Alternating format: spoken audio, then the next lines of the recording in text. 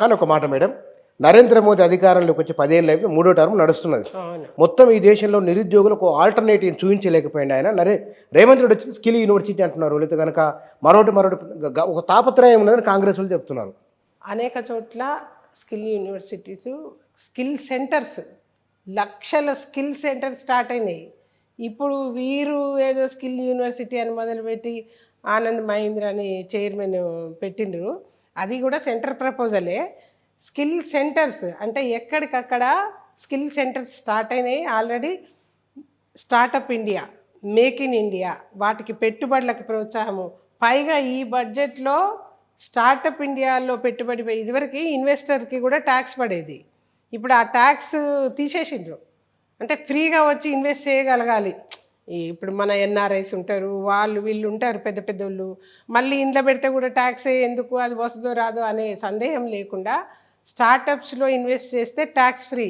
అట్లాంటి చాలా help encouragements ఇచ్చి make in India, startup India, standup India, skill centres ఇవన్నీ అనేకం చేసిండ్రు. ఇది ఇప్పుడు సరే ప్రభుత్వ స్థలం ఉంది, స్కిల్ యూనివర్సిటీ స్టార్ట్ చేసిన ఒక మంచి విషయమే. కానీ దాన్ని ఎట్లయితే స్టార్ట్ చేసిండ్రో ఇదివరకు వేసినట్టు శిలాఫలకాలు వేయకుండా కాంగ్రెస్ ప్రభుత్వం అలవాటు అది. అంటే అప్పుడు ఒక నెగటివ్ సెంటర్లో కూడా కాంగ్రెస్ ఉండేది కాబట్టి వీళ్ళు అనుకున్నా ఆడ కాకపోయేది. ఇప్పుడు మోడీ గవర్నమెంట్ ఉంది కాబట్టి ఈ కాంగ్రెసా కమ్యూనిస్టా ఏది చూడకుండా అన్ని రాష్ట్రాలకి నిధులు ఇస్తున్నారు కాబట్టి వీళ్ళు కనుక చిత్తశుద్ధితో పనిచేస్తే తప్పకుండా అది డెవలప్మెంట్ అవుతుంది. ఈ ఆల్రెడీ స్కిల్ సెంటర్స్ పనిచేస్తూ ఉన్నాయి. పనిచేయడమే కాదు, వాటికి లోన్స్, ముద్రా లోన్స్ ఉన్నాయండి. ఇప్పుడు ఇదివరకు 10 లక్షల లిమిట్ ఉండే, ఈ బడ్జెట్లో 20 లక్షలు చేసిండ్రు. మొత్తం ముద్రా లోన్స్ వాడుకుంది మహిళలే, 85% మహిళలే. ఏది బ్యూటీ పార్లర్లకి, టైలరింగ్ సెంటర్లకి, అనేక రకాలుగా చిన్న చిన్న వ్యాపారాలు, కిరాణా కొట్లు, కూరగాయల షాపులు, పండ్ల షాపులు, ఆ రకంగా 85% మహిళలే వాడుకున్నారు దాన్ని. అంటే మహిళా సాధికారత అనేది ఏ రకంగా ఆర్థిక అభివృద్ధిలో ఏ రకంగా పెరిగిందో మీరు చూడాలి. వాళ్ళకి పొదుపు అయితేంది, బ్యాంక్ అకౌంట్స్. నేను బ్యాంక్లో వర్క్ చేసిన 20 ఏళ్ళు.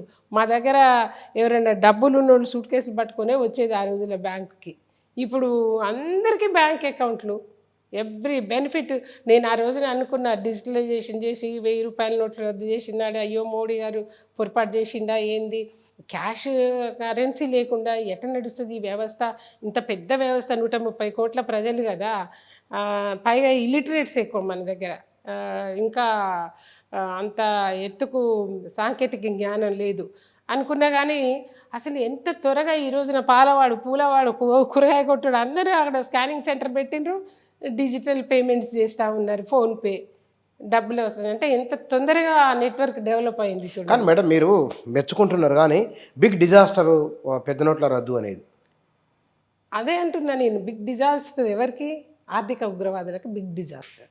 దాచుకున్నారు కదా కట్టలు గోడల్లో, బాత్రూముల్లో, లేకపోతే ఉగ్రవాదుల డంపుల్లో ఫేక్ కరెన్సీ నోట్స్ తయారు చేసిన వాళ్ళకి డిజాస్టరే, జనానికి కాదు. జనానికి డిజాస్టర్ అయితే జనం అంతా తిరగబడేవాళ్ళు కదా. అసలు ఎంత బాగా యాక్సెప్ట్ చేసింది ప్రజలు. నేను ఒక బ్యాంక్ ఎంప్లాయీ చెప్తున్నా కదా, నేనే ఆశ్చర్యపోయినా. అసలు ఈ డబ్బులు లేకుండా ఎట్లా వీళ్ళందరూ ఫోన్పేలు చేస్తున్నారు, డ్రైవర్లు వీళ్ళంతా వర్క్. కానీ వ్యవస్థలో మనీ ఫ్లోటింగ్ లేకుంటే కనుక ఇప్పుడు రియల్ ఎస్టేట్ కొంత బ్రేక్ డౌన్ అయింది. అప్పట్లో చిన్న చిన్న ఉపాధి పనులు చేసుకునే వాళ్ళు, చిన్న చిన్న పరిశ్రమలు మొత్తం కొలాప్స్ అయిపోయినాయి కదా. ఆ మధ్య వచ్చిన చాలా రిపోర్ట్స్ వచ్చినాయి. చిన్న పరిశ్రమలు బాగా డెవలప్ అయినాయి. అదే చెప్తున్నా, అనుకున్నాం మనము కొంత స్టాగ్నేషన్ వచ్చింది, అది కరోనా వల్ల కావచ్చు, దేనివల్లనైనా కావచ్చు, కొంత స్టాగ్నేషన్ వచ్చింది. ఇట్ టుక్ టైం, బట్ ఇది ఎంత అగ్రెసివ్గా పైకి వచ్చింది అనేది చూస్తున్నాం మనము, ప్రత్యక్షంగా చూస్తూ ఉన్నాము. నిజంగానే అప్పుడు కొంత టైం పట్టింది. కరోనా ఎఫెక్ట్ ఉంది, దాని ఎఫెక్ట్ ఉంది, కొంత టైం పట్టింది అంతే. కానీ అగ్రెసివ్గా డెవలప్ అయింది ఆర్థిక వ్యవస్థ మాత్రం. అందుకే కదా మనకి ఇంత పెద్ద ఎత్తున ప్రతి ఒక్క ట్రాన్సాక్షన్ త్రూ వైట్ వస్తూ ఉంటే మనకి ట్యాక్సెస్ వస్తున్నాయి, ఇంత పెద్ద ఇన్ఫ్రాస్ట్రక్చర్ డెవలప్ అవుతూ ఉంది. మీరైతే చూసుంటారు గతంలో ఎట్లుండే రోడ్లు, విజయవాడ హైవే మీద మేము వెళ్ళేటప్పుడు, అప్పుడు నేను ప్రజారాజ్యంలో పనిచేసినప్పుడు రోజు రాత్రిపూట 1 గంటకి అట్లా వస్తుండేది. అప్పుడప్పుడు తెల్లవారేసరికి కంపల్సరీ సూర్యాపేటకి ఇక్కడికైనా మధ్యలో 3 యాక్సిడెంట్లు అయి ఉండేది సింగిల్ రోడ్లో. ఎన్నాళ్ళు మేము ధర్నాలు చేసినాము, పాదయాత్రలు చేసినాము, డబల్ రోడ్ చేయండి అని. అట్లా ఎంత యుద్ధ ప్రాతిపదికన ఈ రోజున దేశవ్యాప్తంగా 4 లేన్స్, 6 లేన్స్, 8 లేన్స్, 12 లేన్స్ కూడా అవుతా ఉన్నాయి రోడ్లు. కానీ ఒకటి వాటి మీద రోడ్ల మీద వాటి మీద మోడీ ప్రభుత్వం ఖర్చు చేస్తున్నది, కనబడుతున్నది అది. యూనివర్సిటీస్ మన జీవనాడి, మన చరిత్ర, ఒక నలంద లాంటి విశ్వవిద్యాలయాన్ని తిరిగి పునర్నిర్మిస్తారని అనుకున్నామా మనము? అదొక చరిత్రలాగా మొండిగోడ దాంట్లో మళ్ళీ మనధర్మాన్ని బోధించాలని అది ఆ సబ్జెక్ట్స్ తీసేస్తారండి. అట్లా ఉండదు. ఎంత త్వరితగతిన పరిణామం చెందుతూ ఉందంటే, ముస్లిం మహిళల్ని తలాక్ నుంచి బయటికి దేయగలిగిండ్రు మోడీ అంటే పాత వాటి జోలికి పోతామా? ఎట్లా అనుకుంటారు? ఈ అభివృద్ధిని విమర్శించడానికి ప్రతిపక్షాలకు ఏం దొరకక విమర్శించేదే కానీ, ఎంత టెక్నాలజీ అప్డేట్ అయితే ఇవాళ మన ఇండియన్స్కి ప్రపంచవ్యాప్తంగానే గుర్తింపు వచ్చింది. ఎంత అప్డేట్ అయితే మనం వెనక్కి పోము. జీవనాడి అంటే ఎవ్వరికీ లేని రోజుల్లో మనకు యూనివర్సిటీ ఉంది. ఇవాళ దాన్ని చరిత్ర కాదు, జీవనాడి. అట్లా మనం అంటే ఒక గుర్తింపు ఉంది. ఒక ఆధ్యాత్మిక భారత్ అనేది ఒక గుర్తింపు, ఒక ప్రైడ్ ఉంటుంది. ఒక్కొక్క కంట్రీకి ఒక ప్రైడ్ ఉంటుంది, ఒక హిస్టరీ ఉంటుంది. దాన్ని మనం ఎప్పటికప్పుడు నిత్య నూతనంగా ఉంచుకుంటేనే కదా. మళ్ళీ అమిత్ షా వచ్చినా, నరేంద్ర మోదీ ఎవరు వచ్చినా సరే, వాళ్ళకు తెలంగాణ చరిత్ర మీద, తెలంగాణ ప్రజల ఆకాంక్షలు వాళ్ళు ఎందుకు సరిగా అర్థం చేసుకోలేకపోయిందని ఒక అభిప్రాయం ఉన్నది. అసలు తెలంగాణ ప్రత్యేక రాష్ట్రం కావాలని టీఆర్ఎస్ పార్టీ పుట్టకముందు తీర్మానం చేసింది భారతీయ జనతా పార్టీ. భారతీయ జనతా పార్టీ తెలంగాణ ప్రజల కోరిక అర్థం చేసుకోకపోవడం ఏంది? టీఆర్ఎస్ పార్టీ పుట్టక ముందే అర్థం చేసుకుంది భారతీయ జనతా పార్టీ. అవసరం, ఇది విడిపోవాల్సిన అవసరం ఉంది. చిన్న చిన్న రాష్ట్రాల్లో అయితే అభివృద్ధికి ఎక్కువ ఛాన్స్ ఉంటుంది అని ఆ రోజునే తీర్మానం చేసింది. ఆ రకంగా ముందడుగు వేస్తూ ఉద్యమంలో కలిసి పనిచేసింది. కాంగ్రెస్ పార్టీ ఢిల్లీలో ఉండే, గల్లీలో లేకుండే. అలా ఇప్పుడు టీఆర్ఎస్ పార్టీ ఢిల్లీలో లేకుండే, ఈడ ఉంది కానీ ఆడలేదు. భారతీయ జనతా పార్టీ ఒక్కటే ఇక్కడ అక్కడ కొట్లాడింది. అట్లా ఆ రకంగా సుష్మా స్వరాజ్, భారతీయ జనతా పార్టీ లేకుంటే తెలంగాణ వచ్చి ఉండేది కాదు. అంటే తెలంగాణ ప్రజల ఆకాంక్ష ఏంది అని గమనించింది భారతీయ జనతా పార్టీ. ముందు ఆ రోజు నుంచి ఈ రోజు కూడా రాజీ పడకుండా, ఏ ప్రజల ఆకాంక్షల విషయంలో కానీ, ప్రజల అవసరాల విషయంలో కానీ రాజీ పడకుండా పోరాడుతున్నది భారతీయ జనతా పార్టీ. రేపు నెరవేర్చబోయేది కూడా భారతీయ జనతా పార్టీయే, తెలంగాణ ప్రజల కోరికని. కానీ ఇక్కడ మంత్రి పదవులు తీసుకున్నారు బీజేపీ నాయకులు, కానీ ప్రజల సమస్యల మీద పట్టింపు లేదు అని చాలా ఓపెన్గానే మాట్లాడుతున్నారు అందరూ. ఇప్పుడు మీరు ఒక మాట చెప్పండి, ప్రజల్లో ఇప్పుడు మీ ప్రజల్లో ఉండి పనిచేస్తున్నది ఎవరో మీకు అవపడుతుంది కదా. ఏ కాంగ్రెస్ ఎంపీ ఊరూరా తిరుగుతుంది చెప్పండి? భారతీయ జనతా పార్టీ ఎంపీలు ఊరూరా తిరుగుతున్నారు. గెలిచినాక ఏ ఒక్కరోజు ఇంట్లో నిద్రపోలే వాళ్ళు. మీరు ఆ మంత్రులని మీరు అంటున్నారు కదా, బండి సంజయ్ కానీ, కిషన్ రెడ్డి గారు కానీ, ఈటల రాజేందర్ కానీ, ఇతర నాయకుడు డీకే అరుణ గారు కానీ, ఎవరు కానీ ఇవాళ భారతీయ జనతా పార్టీ ఎంపీలు ఊరూరా తిరుగుతున్నారు. ఏ పార్టీ ఎంపీలు తిరుగుతున్నారు ఊళ్ళల్లో చెప్పండి నాకు?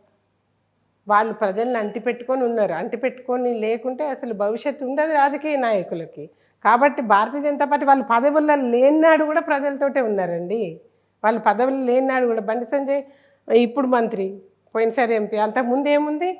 ఆయన జనంలో ఉన్నారు వాళ్ళు. ఈటల రాజేందర్ ఏంది, ఆయన ఎప్పుడు ప్రజల్లోనే ఉన్నారు. అరుణ గారు గెలిచేవాడు అసలు ఆమె జనంలో లేకుంటే.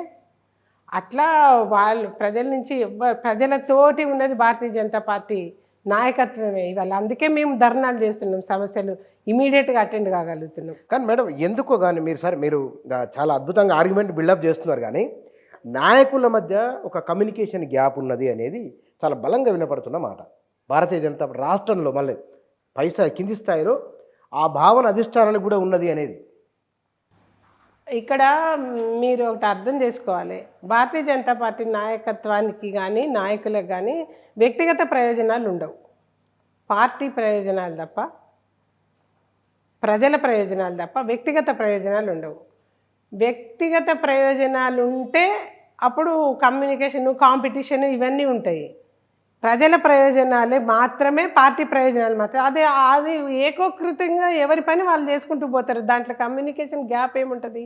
ఎవరి పని వాళ్ళు చేసుకుంటారు. మాకు ఒకటే సిద్ధాంతం, ఒకటే కార్యక్రమం, మాకు కార్యక్రమం వచ్చేస్తుంది. ఒకటే సిద్ధాంతం, ఒకటే కార్యక్రమం, ఎవరి పని వాళ్ళు చేసుకుంటూ పోతారు. దాంట్లో వ్యక్తిగత ప్రయోజనాలే లేవు. ఎవరి వాళ్ళు గ్యాప్ క్రియేట్ చేసుకొని పెద్దగా సృష్టించడానికి వ్యక్తిగత ప్రయోజనాలు ఉండవు భారతీయ జనతా పార్టీ నాయకత్వానికి. ఎవరి పని వాళ్ళు చేసుకుంటూ పోతారు. కానీ మొన్నటి అసెంబ్లీ ఎన్నికలు, తర్వాత లోక్సభ ఎన్నికలు, ప్రజలు పార్టీకి అవకాశం ఇచ్చినప్పటికీ ప్రజలకు బలమైన నమ్మకాన్ని బీజేపీ ఇవ్వలేకపోతున్నది. రాష్ట్ర బీజేపీ నమ్మకాన్ని ఇవ్వకుండానే 8 ఎంపీ సీట్లు వస్తాయా? ఎంపీ సీట్లు రావడమే కాదు, మిగతా చోట్ల కూడా సెకండ్ పొజిషన్లో ఉన్నారు. కొన్ని చోట్ల థర్డ్ పొజిషన్. కానీ ఓటింగ్ షేర్ ఇంత డెవలప్ కాదు కదండి నమ్మకం లేకుండానే. ఊరికనే మాయా మచ్చింద్రలాగా మంత్రజాలం వేసి గెలిచిన పార్టీలు ఏమో అంటారు కదా, పువ్వలో పుట్టి మక్కలో మాయమైపోతాయని. అట్లా పోయే పార్టీ కాదు భారతీయ జనతా పార్టీ. అది స్థానికంగా ఒక సిద్ధాంతం కోసం పనిచేస్తూ ఉంటుంది. ఆ సిద్ధాంతం ప్రజల సమస్యలు కూడా ఉంటాయి దాంట్లో. సో ప్రజలకు నమ్మకం కలిగితేనే అన్ని ఓట్లు వేసిండ్రు. తప్పకుండా భవిష్యత్తులో భారతీయ జనతా పార్టీయే ఈ రాష్ట్రానికి దారి చూపించగలదని నమ్ముతారు. అప్పుడు వస్తుంది, సమయం వస్తుంది. అంత తొందరపడాల్సిన అవసరం కూడా లేదు. కేంద్రంలో రాలేదా? ఈ 2 ఎంపీలు ఉన్న కాంచి 280 మంది రాలేదా? 330 రాలేదా?